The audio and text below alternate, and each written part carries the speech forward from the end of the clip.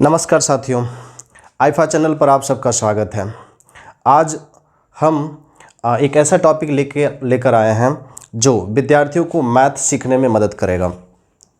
और ये चैप्टर इसलिए भी इम्पोर्टेंट है कि ये एग्ज़ाम के लिए बहुत ही ज़रूरी है।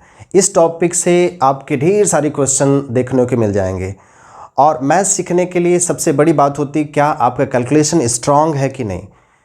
और जब तक कैलकुलेशन स्ट्रांग करने के लिए आपका बेसिक स्ट्रांग होना चाहिए और कुछ उसमें से जैसे कि आपका फ्रैक्शन, डेसिमल, नंबर सिस्टम, घातांक कड़ी, ये चैप्टर आपके अच्छे से तैयार होने चाहिए। मतलब अगर आपको मैथ अपना सिंपल करना है, सरल करना है, आसानी से लगाना है, तो आपको सबसे पहले मैथ के बेसिक पार्ट पे अच्छे से कमांड करना होगा। और जब तक आप इन पार्ट्स पे अच्छे से कमांड नहीं करते हैं तब तक मैथ आपको अच्छे से नहीं आएगी। इसलिए सबसे पहले हम बेसिक्स स्टार्ट करते हैं और वो चैप्टर है सिंप्लीफिकेशन। सब लोग बहुत अच्छे से इसे कहीं न कहीं बार बार देखते हैं। सरलीकरण हम आपको एक ऐसे तरीके से बताते हैं, एक जुड़ा हुआ सेक्शन आपको देंगे जिससे आपको मैथ आसान लगने लगे। हमने ढेर सारा वीडियो देखा है यूट्यूब पर, लेकिन उसमें लिंक नहीं है, ठीक ना। कभी ये यहाँ चीज़ पढ़ाया गया, यहाँ पढ़ाया गया। जब तक चीज़ों में जुड़ाव नहीं होता तब तक वो सरल नहीं होता। तो इसमें से मैं वो टॉपिक्स बताने वाला हूँ जिससे आपको मैथ समझ में आए, कौन से टॉपिक के बाद क्या पढ़ना है, सिंप्लीफिकेशन वाला पार्ट कैसे कवर करेंगे हम। और सिंप्लीफिकेशन में अगर मुझे सबसे पहले सीखना चाहिए तो वो आपका होता है नंबर मतलब सबसे पहले मुझे ये पता होना चाहिए कि संख्याएं क्या हैं, सम संख्या क्या है, विषम संख्या क्या है, भाज्य, अभाज्य, परमेय संख्या, ये सब कौन कौन सी संख्या हैं। और जब तक हम इन बातों को अच्छे से नहीं सीखते हैं तब तक आप कहीं ना कहीं फंसे रहेंगे। और उसके बाद आपका होता है इसी नंबर, और ये किसके अंदर पढ़ा जाता है, नंबर सिस्टम के अंदर, संख्या पद्धति के अंदर। और उसी के अंदर आपको पढ़ना होता है फ्रैक्शन, जिसे आप हिंदी में कहते हैं भिन्न। और ये भी आप बहुत बार पढ़ें। और जो तैयारी कर रहा है वो अच्छे से जान रहा है कि फ्रैक्शन एग्ज़ाम के लिए कितना ज़रूरी है। और एक दूसरा पार्ट होता है डेसिमल भी आप अच्छे से समझ रहे हैं, दशमलव। और दूसरा पार्ट होता है जो बहुत ज़्यादा इंपॉर्टेंट है सिंप्लीफिकेशन के लिए, वो आपका है क्या कहते हैं, एलसीएम एंड एचसीएफ। और एक चैप्टर और आपका है जिसे आप कहते हैं घातांक कड़ी, पावर एंड सर्स, आप इंडिसेस बोलते हैं इसे, इंडिसेस, घातांक। और उसके बाद क्या कहते हैं, इसमें से सिंप्लीफिकेशन, जैसे किताबों में आपने देखा होगा, जैसे सिंप्लीफिकेशन वाला चैप्टर खोलते हैं आप तो एक रूल होता है बदमाश, जिसे हम कहते हैं बदमाश, ठीक है। ये चैप्टर्स हैं जो आपको मैथ सीखने में मदद करेगा। और ये चैप्टर सीखने से पहले, इनको डिटेल में पढ़ाने से पहले हम छोटी छोटी बातों को बहुत अच्छे से एक्सप्लेन करते हैं जिससे आपका सारी चीज़ें जुड़ा हुआ लगे। और हमने कहा पहले आपको क्या पढ़ना चाहिए, संख्याओं के बारे में। जब आप संख्याओं को पढ़ेंगे अच्छे से तब समझेंगे। मेरे क्लास में ढेर सारे ऐसे विद्यार्थी आते हैं जो कि उन्हें बेसिक्स नहीं पता होता, लेकिन वो पढ़ना चाहते हैं। तो अभी उनको सिखाने के लिए अभी ढेर सारे एग्ज़ाम होने वाले हैं, जैसे यूपीएसआई, सुपर टेट, अभी पेट होने वाला है, यूपी ट्रिपल एससी का एग्ज़ाम। तो ये वीडियो उन सब के लिए बहुत ही ज़्यादा इम्पोर्टेंट रहेगा। और बिना समय गंवाते हुए हम आपको डिस्कस करते हैं संख्या के बारे में। और संख्या के बारे में किस चैप्टर के अंदर पढ़ा जाता है, अभी हमने बताया किसके अंदर, नंबर सिस्टम के अंदर, नंबर सिस्टम। और ये जो नंबर सिस्टम है इसको हिंदी में कहते हैं संख्या पद्धति।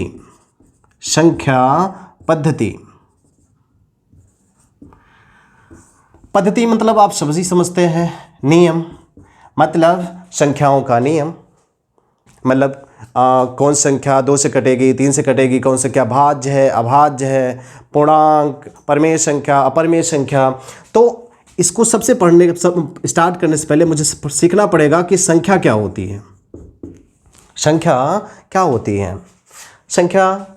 है। ये क्या होता है, अंकों से मिलकर संख्या बनती है। अंकों से मिलकर संख्या बनती है। ठीक है। अब जब अंकों की बात हम लोगों ने कर लिया तो अंक क्या होते हैं ये भी जानना बहुत जरूरी है, जिसे हम कहते हैं डिजिट। डिजिट क्या होता है? 1 से लेकर 9 तक, 1 से लेकर 9 तक को अंक कहा जाता है, अंतरराष्ट्रीय स्तर पे मान्य।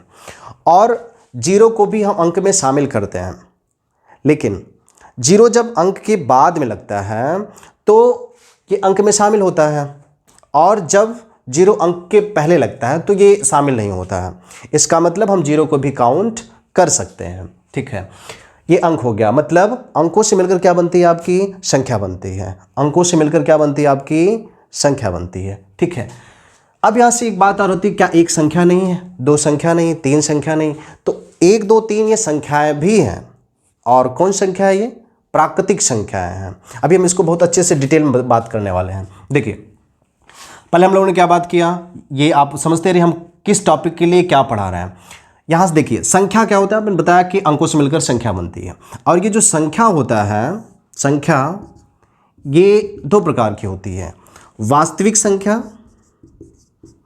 वास्तविक संख्या, और दूसरा होता है काल्पनिक संख्या, काल्पनिक संख्या। इसे इंग्लिश में कहते हैं, इसको कहते हैं रियल नंबर, और इसको कहते हैं इमेजिनरी नंबर। अच्छा, एक बात और, अभी जैसे हमने अंक से बात कर लिया, तो अंक से जो प्रॉब्लम्स हैं, जो सवाल हैं, उसको हम एक अलग वीडियो में कवर करेंगे। लेकिन ये डिस्कस करते चलते हैं कि कौन कौन से सवाल बनते हैं। जैसे ये सवाल, जैसे अभी हम डिजिट की बात करें तो इसमें सवाल कैसे बनता है? जैसे कह देगा 1 से लेकर 99 तक में कितने अंक आते हैं, या 1 से लेकर 1000 तक में कितने अंक आते हैं। अंकों की कुल संख्या ज्ञात करें, अंकों की संख्या। मतलब अगर हम बात करें ये 3 4 5, तो एक संख्या है, इसमें अंक कितने हुए? 3 अंक हुए, तो ये काउंट करना होता है। एक दूसरी बात होती है 1 से लेकर 99 तक के सभी अंकों का योग ज्ञात करें, या फिर 1000 से लेकर 1500 तक के सभी अंकों का योग ज्ञात करें। तो ये सवाल अभी हम जब करेंगे प्रॉब्लम सीट में तो आपको अच्छे से डिस्कस करेंगे। अभी हम क्या कर रहे हैं? बेसिक्स कवर कर रहे हैं, जिससे आपको आसानी से ये चीज़ें आप आसानी से सीख सकें। देखें, अब हमने बात कर लिया वास्तविक संख्या और काल्पनिक संख्या। वास्तविक संख्या क्या होता है? वास्तविक संख्या, वास्तविक संख्या वो संख्या होती है जिसका वर्ग करने से वो संख्या पॉजिटिव होती हैं या फिर 0 प्राप्त होता है। जैसे किसी भी संख्या हम ले लें -2, अगर हम वर्ग करते हैं इसका क्या आएगा? +4 आता है। या फिर जैसे हम 0 का स्क्वायर करेंगे तो 0 ही आता है।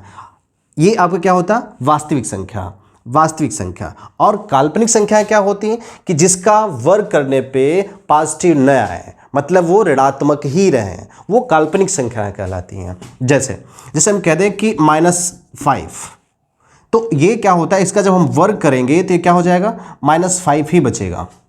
ठीक है। या फिर अगर हम कह दें, क्या कहते हैं कि कड़ी में -7, तो ये क्या हो जाएगा? इसका वर्ग जब हम करेंगे तो ये आपका -7 ही रहेगा। ठीक है। और इसी को हम जैसे -1 का है, इसका वर्ग करेंगे तो क्या हो जाता है? -1।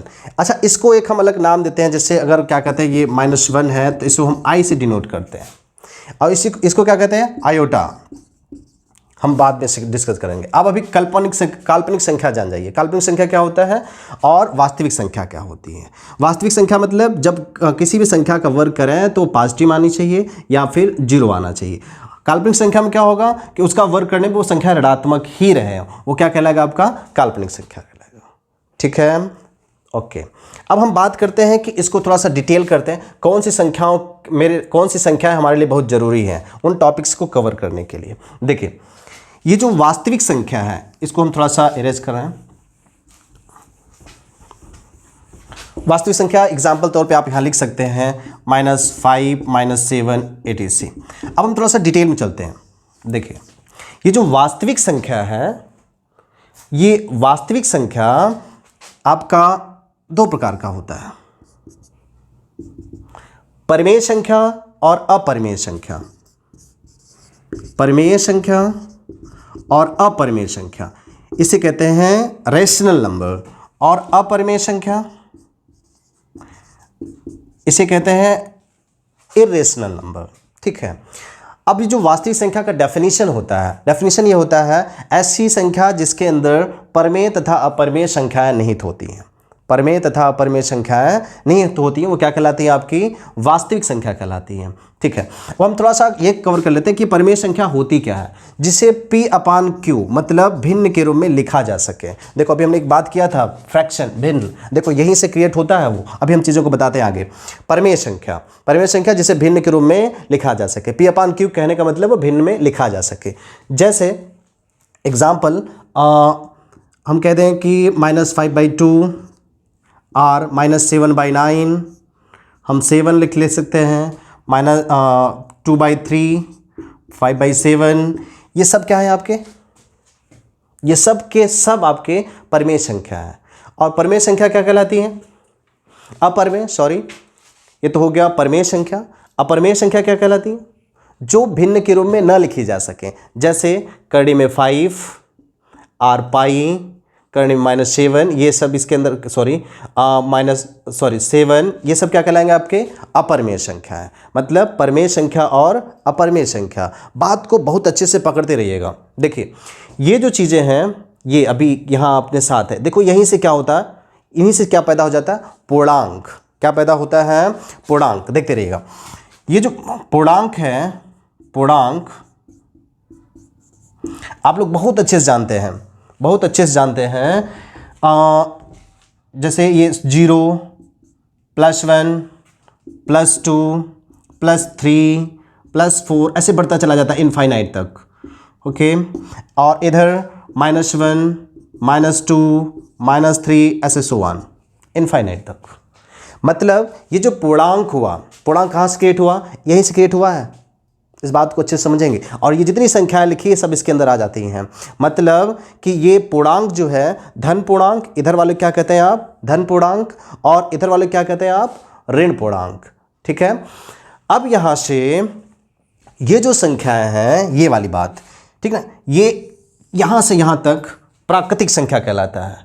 यहाँ से यहाँ तक क्या कहलाता है? आपके पूरा इनफाइनाइट तक ये कहलाता है आपका प्राकृतिक संख्या। आप लोगों ने बहुत बार इसे पढ़ा है, यहाँ से ढेर सारी प्रॉब्लम्स एग्जाम में आते हैं, ढेर सारी प्रॉब्लम। प्राकृतिक संख्या, ठीक है, प्राकृतिक संख्या। अब ये जो प्राकृतिक संख्या है, इस प्राकृतिक संख्या के अंदर क्या क्या आता है? अभी देखो हम सवाल की बात, हम वहाँ से बच रहे हैं, वहाँ से थोड़ा सा बच रहे हैं, पहले से कवर कर लें, फिर आपको उससे हम पूरा जोड़ देते हैं। देखिए प्राकृतिक संख्या, प्राकृतिक संख्या क्या होता है? जब हम प्रकृति की चीज़ों को गिनना शुरू करते हैं, या फिर ऑल काउंटेबल नंबर्स, जो गिनने वाली संख्याएं होती है, सभी गिनने वाली संख्याएं कहाँ से क्या कहलाती हैं? आपकी प्राकृतिक संख्याएं। आप थोड़ा सा दिमाग लगा के देखिए, चीज़ों को आप कैसे गिनते हैं? एक से शुरू करते हैं और वो इनफाइनाइट तक जा सकता है।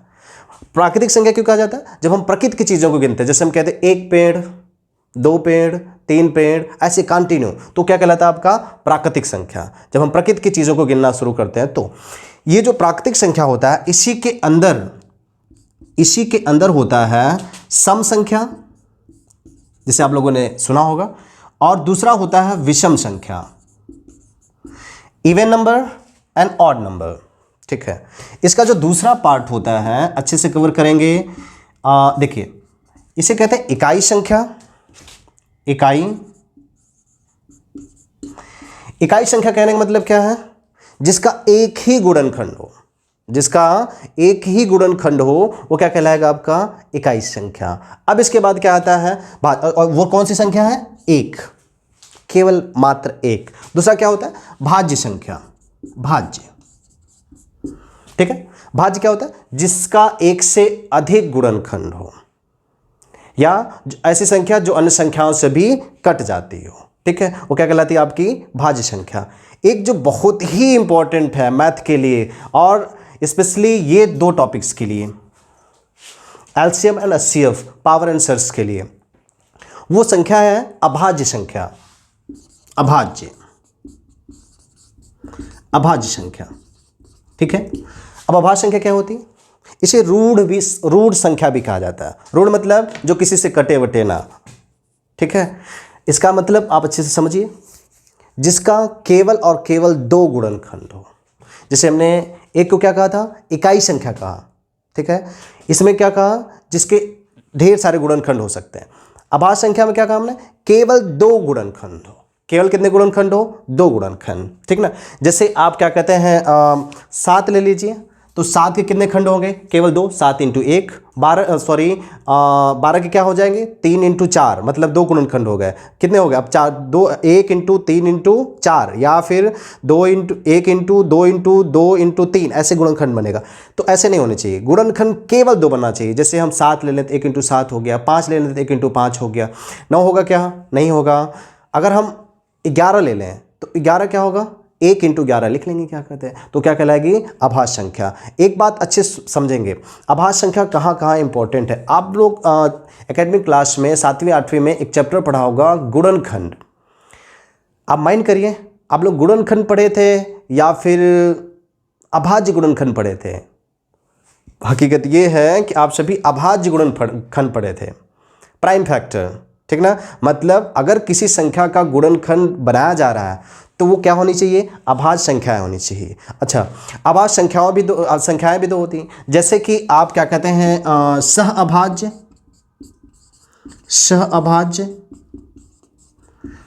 और जुड़वा अभाज्य, ठीक है, जुड़वा अभाज्य, ठीक है। सहअभाज्य का मतलब क्या है, सहअभाज्य, ये अभी हम एलसीएम पढ़ाएंगे तो फिर से आएगा सहअभाज्य, ठीक ना। दिमाग को रखे रहेंगे, नंबर सिस्टम में भी आता है सवाल, अभी आगे हम इसको जब बताएंगे तो दिमाग को रखे रहेंगे। और इस वीडियो को बार बार देखने की कोशिश करिए, जब ये बातें अच्छे से दिमाग को रहेगा तो आपको हमेशा हेल्प मिलेगी। अभी हम बहुत अच्छे से फिर से एक्सप्लेन कर रहे हैं। देखिए, ये क्या हो गया, इकाई संख्या हो गया, भाज्य संख्या हो गया, अभाज्य संख्या। सहअभाज्य क्या होता है, जो एक दूसरे के लिए अभाज्य हो। जैसे हम कहते हैं अभी 9 अभाज्य संख्या नहीं है, लेकिन अगर हम कहते हैं 7 और 9, तो ये एक दूसरे से कटेगा नहीं, ना 7 9 से कटेगा, ना 9 7 से कटेगा। मतलब ये क्या है, एक दूसरे के लिए सहअभाज्य है, एक दूसरे के लिए क्या है, सहअभाज्य। जैसे हम कहते हैं आपका 17 और आपका 21, 17 और 21, तो 17 क्या है, ना 17 21 से कटेगा और ना 21 17 से कटेगा। इसका मतलब ये दोनों क्या है, एक दूसरे के लिए सहअभाज्य। बस दिमाग में रहना चाहिए। जुड़वा अभाज्य मतलब क्या होता है, जिन गैपिंग, जैसे आपको कहते हैं 3 5, ठीक ना, ये जुड़वा अभाज्य हैं, 5 7, ये सब आपके, ठीक है। अभाज्य संख्या दिमाग में रखे रहेंगे, बहुत ही जरूरी है। अब हम एक बार फिर से चलते हैं इन चीज़ों, ये लिखने का मतलब है कि आप अभी हम संख्याओं के बारे में आपसे बोल रहे थे, अब यहाँ से ध्यान रखना, चीज़ों को अच्छे से कवर करिए। देखिए, अब दूसरा पार्ट ये है, अभी हम चीज़ों को रिवाइज करेंगे। देखिए, फ्रैक्शन, तो फ्रैक्शन कहाँ से क्रिएट हुआ, दिमाग लगाइए थोड़ा सा। देखिए, अभी हमने कहा परिमेय संख्या, तो जो परिमेय संख्या होता है, ये जो परिमेय संख्या है, यहीं से क्या है, भिन्न पैदा हुआ। हमने कहा जो P/Q में Q के रूप में लिखा जा सके वो क्या कहलाता है, आपका परिमेय संख्या, जिसे P/Q के रूप में लिखा जा सके क्या कहलाता है, परिमेय संख्या। मतलब हमने कहा यहीं से क्या पैदा होता है, आपका भिन्न। और जो भिन्न होता है, देखिए ये भी 3 प्रकार के होते हैं, जैसे आप अच्छे से कवर करेंगे। देखिए, भिन्न मतलब जैसे कि उचित, उचित मतलब क्या, प्रॉपर, अनुचित, अनुचित इम्प्रॉपर। अगला होता है मिश्र भिन्न, मिश्र भिन्न, मिक्स्ड फ्रैक्शन, सही है। अब बात को पकड़िएगा अच्छे से, ये उचित भिन्न होने कहने का क्या मतलब है, उचित भिन्न कहने का क्या मतलब है। उचित भिन्न कहने का मतलब यह है कि वो भिन्न जिसका हर अंश से बड़ा हो। इसका मतलब ऐसे लिखेंगे, हर इज ग्रेटर देन अंश। ये किसके अंदर है, उचित भिन्न में। अनुचित में क्या होता है, यही चीज उल्टा हो जाता है। हम कह दें अंश इज ग्रेटर देन हर, मतलब एग्जाम्पल देखिएगा, जैसे हम कहते हैं हर बड़ा हो, हर बड़ा हो, मतलब जैसे हम कहते हैं 5/7, ये उचित भिन्न है, हर हमेशा बड़ा होना चाहिए। और जैसे हम और एग्जाम्पल ले लीजिए, -11/13, ये क्या है आपका, उचित भिन्न, ठीक है। दूसरा अनुचित भिन्न की हमने बात कहा, अनुचित भिन्न क्या होता है, अनुचित भिन्न होता है जैसे हम कहते हैं अभी इसी का उल्टा 5/7, 5/7, बट ठीक है। तो 5/7 जो है ये क्या है, सॉरी ये 7/5, इसमें क्या हुआ, हर आपका छोटा हो गया, यहाँ हर आपका क्या हो गया, छोटा, तो क्या कहलाएगा, अनुचित भिन्न, बात ठीक है। और इसी भिन्न से मिश्र भिन्न पैदा होता है। जैसे अब आप जानते होंगे इसे क्या लिखेंगे, 1 से ही 2/5, मतलब होल नंबर जैसे हो जाता है, 1/2/5, बात ठीक है। ठीक है, देखिए बात क्लियर हुआ होगा कि भिन्न कहाँ से क्रिएट हुआ है, इसी नंबर सिस्टम से ही क्रिएट हुआ है भिन्न। और देखिए भिन्न में क्या हुआ, हमने क्या कहा, उचित भिन्न, अनुचित भिन्न और मिश्र भिन्न। जैसे ही आप भिन्न पढ़ते हैं तो वहाँ एक दूसरी चीज़ होती है दशमलव। इन चीज़ों को अच्छे से कवर कर लीजिए। अगर आप स्क्रीनशॉट लेना चाहते हैं तो ले सकते हैं यहाँ। इन चीज़ों को दिमाग में रखेंगे अच्छे से, तभी हम आगे बहुत अच्छे से पढ़ पाएंगे। देखिए अब इसके बाद क्या होता है, दशमलव, मैं यहीं पे कवर करता हूं, दशमलव, ठीक है। ये जो दशमलव होता है ये क्या होता है, क्या, फिनिट, इनफिनिट और रिकरिंग, मतलब आपका परिमित, जिसे शांत बोलते हैं, अपरिमित और आवर्ती, आवर्त दशमलव जिसे कहते हैं आप, ठीक। परिमित का मतलब समझ लीजिए, मतलब परिमित मतलब जिसका दायरा फिक्स हो, मतलब जैसे हम कह दें 1/2, इसको दशमलव जब आप बदलेंगे तो 0.5, किसी निश्चित प्लेस के बाद, स्टेप के बाद वो जाके कट जाएगा, तो क्या कहलाता है आपका परिमित। अपरिमित क्या होता है, जो ये डिसाइड ना हो कहाँ जाके कटेगा। जैसे हम ले लें कोई संख्या 1/7, तो 1/7 क्या हो जाएगा, देखो दशमलव, 7 × 7, कितना बचा यहाँ, 3 मतलब 7 चौक 28, फिर कितना बचा, 2 जब 2 बचा तो क्या हुआ, 7 दूना 14, फिर क्या हुआ, 6 बचा, तो 7 8 56, कितना बचा, 4 बचा, 7 बचे 35। इसका मतलब कहाँ जाएगा ये क्लियर नहीं है, तो क्या हो गया, अपरिमित। परिमित और अपरिमित मतलब शांत अशांत जिसे आप कहते हैं, ठीक है। अब इसके बाद क्या है, आवर्त दशमलव। आवर्त का मतलब होता है रिकरिंग, मतलब जो रिपीट होता है बार बार। जैसे हम कहते हैं कि इसे अच्छे से दिमाग रखे रहेंगे, अभी इन सारे पे हम सवाल करेंगे। देखिए आवर्त, जैसे हम कहते हैं कि 1/3 का मतलब क्या, कि देखो दशमलव 3 ऐसे इनफाइनाइट तक, 3 का 9 हर बार इसे आता चला जाएगा। जैसे हम कहते हैं 2/3, तो क्या हो जाएगा, 0.6 ऐसे इनफाइनाइट तक, बात ठीक है। देखो हम लोगों ने क्या क्या कवर किया, नंबर्स के बारे में, फ्रैक्शन के बारे में और डेसिमल के बारे में। देखो अगर किसी को कुछ भी प्रॉब्लम होगी कमेंट बॉक्स में तुरंत लिखकर बताएगा, तो उससे मैं आपकी और अधिक मदद कर सकता हूं। और आपको जैसा भी वीडियो चाहिए, जो चीज़ चाहिए, आप कमेंट बॉक्स में लिखिएगा, मैं आपकी हेल्प करने के लिए तैयार हूं। देखिए दशमलव, ठीक है, ये बात हम लोग कवर कर लिया, इसको डिटेल में पढ़ना है। अब हम देखो दशमलव से सवाल आता है, बहुत बार सवाल आया है, भिन्न से बहुत बार सवाल है। अब नंबर सिस्टम में क्या कहते हैं, नंबर सिस्टम अभी एक बहुत बड़ा लंबा टॉपिक है, इसको भी हम अच्छे से कवर करेंगे। लेकिन पहले मुझे क्या कवर करना है, सिंप्लीफिकेशन, जिससे आपका मैथ थोड़ा सा आसान हो, ठीक ना। बच्चों की बहुत ढेर सारी प्रॉब्लम होती है। देखिए अब आइए हम एक बार जल्दी से पूरा रिवाइज करते हैं, पूरा का पूरा। हमने कहा कि सिंप्लीफिकेशन कवर करने के लिए आपको नंबर जानना पड़ेगा, संख्या जानना पड़ेगा, फ्रैक्शन जानना पड़ेगा, डेसिमल और आपका LCM, HCF, power and sense, ये बेसिक है। और उसके बाद आपका बडमास करेंगे, मतलब ये सारी की सारी चीज़ें इसके अंदर आ जाएंगी। पूरा आपका भिन्न, दशमलव, क्या कहते हैं, एलसीएम निकालना पड़ सकता है, करनी भी सवाल हो सकती है, ठीक ना, क्या कहते हैं। तो आपको ये चीज़ें आनी चाहिए। तो हमने कहा पहले नंबर सीखने के लिए हमने कहा आपको नंबर सिस्टम में थोड़ा सा जाना पड़ेगा। और वो क्या है, हमने कहा नंबर सिस्टम, संख्याओं का नियम। तो उसके लिए हम कहा सबसे पहले संख्या क्या होती है, आपने कहा अंकों से मिलकर बनती है संख्या। और हमने कहा फिर अंक क्या होता है, तो आपने कहा क्या कहते हैं कि 1 से लेकर 9 तक को क्या कहा जाता है, अंक कहा जाता है, ठीक है। फिर आपने कहा कि वास्तविक और काल्पनिक संख्या है, ये किसके संख्या के दो प्रकार होते हैं। वास्तविक संख्याओं के लिए हमने क्या कहा, जिसका वर्ग करने पर पॉजिटिव या जीरो प्राप्त हो। काल्पनिक संख्या के लिए क्या कहा हमने कि जिसका वर्ग करें तो वो ऋणात्मक रहे, ठीक ना, वो क्या करेगी, काल्पनिक संख्या। फिर हमने कहा अच्छा कुछ किताबों में से लिखता है कि आपका वास्तविक संख्या क्या कहते हैं, क्या होता है, जिसके अंदर परिमेय तथा अपरिमेय संख्या नहीं थे, इसलिए इसके दो भाग हो गए। अच्छा एक मत इसका कहीं कहीं किताबों में ये भी परिभाषा लिखा होता है कि जो किसी समीकरण को हल करने से प्राप्त होता है वो क्या कहलाता है, आपका वास्तविक संख्या कहलाता है। ठीक है, यहाँ से सवाल देख लो क्या क्या सवाल है, यहाँ से पूरा का पूरा फ्रैक्शन सवाल आएगा और डेसिमल का सवाल आएगा, ठीक ना।